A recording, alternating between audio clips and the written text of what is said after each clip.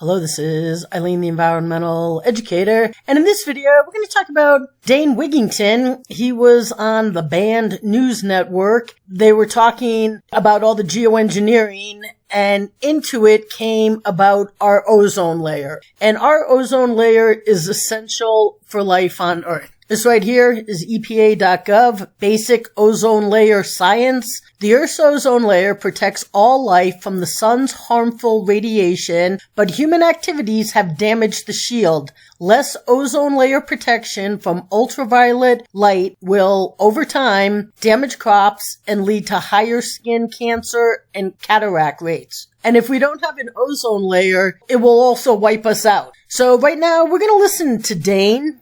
Well, then we have, while they deny all this the last decade, all these thousands of headlines, CBS News, NBC News, BBC, they do it in Europe as well.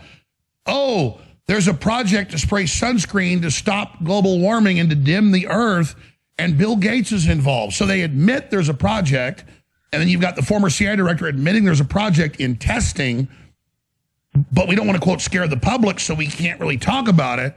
And then meanwhile, there's just this giant program. Then they admit what? I've seen NASA report the Earth's 20% dimmer than it was 50 years ago. You're correct. That's where the term global dimming comes from. And for your listeners, most of which are highly educated on this, many of them might know this, but solar radiation management, that is the stated purpose for what is going on in our skies, to block some of the sun's incoming thermal energy. What's the end result of doing something this incredibly destructive? They're destroying the ozone layer, and the single biggest cause of ozone layer destruction, and no, it's not getting better. It's getting exponentially worse. It's not from hairspray cans, as we were told, Alex, I'm sure you remember back in the day. Those are harmful chemicals, but that's a literal drop in the ocean compared to what climate engineering is doing. So we have that by itself increasing the thermal energy buildup on the planet, not decreasing it. And what's the DoD do when you're destroying the ozone layer? From these operations, what's their solution? Spray more to block some of that incoming thermal energy, which actually destroys even more of the ozone layer and causes, in the end, more thermal energy buildup. These particles that can block some daytime heating in some locations trap more heat than they deflect.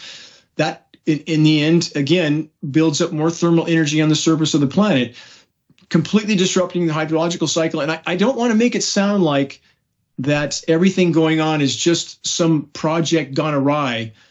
This project is completely malevolent. There is no benevolence in these programs. Dane, we've got a break. Stay there. Geoengineeringwatch.org. Save it. Share it. We're live now. Share the live links. This is a virtual fight for life. We cannot hide from what they're dispersing in our skies. It's not only disrupting, derailing the planet's life support systems, including the ozone layer, hydrological cycle. It's contaminating virtually everything on the planet, every breath we take. Our ozone layer is in enough trouble as it is, and all life on Earth is reliant on the ozone layer. But geoengineering and government making things better apparently isn't. So stay tuned, people.